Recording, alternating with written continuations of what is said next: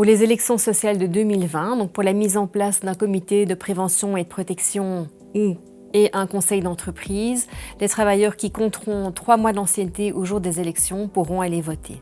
Droit de vote pour les élections sociales de 2020, il y a du neuf, des changements. Désormais, les travailleurs intérimaires qui réunissent certaines conditions ne voteront plus au sein des agences d'intérim, mais au sein des entreprises utilisatrices.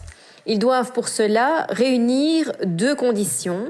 La première, avoir été occupé au sein des entreprises utilisatrices pendant une période de 3 mois ininterrompus ou de 65 jours au total, au cours d'une période de 6 mois qui précède le jour X.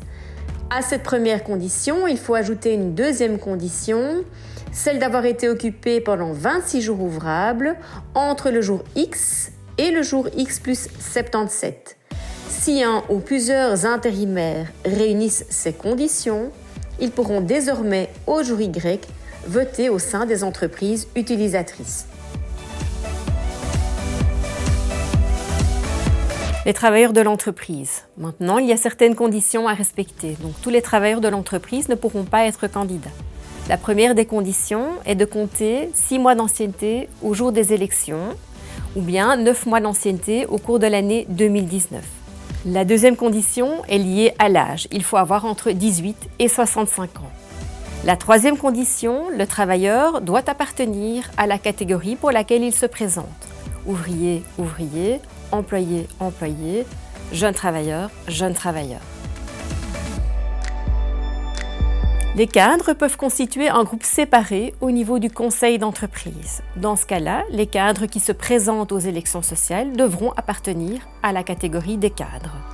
Au niveau du comité de prévention et de protection, les cadres sont intégrés au groupe des employés.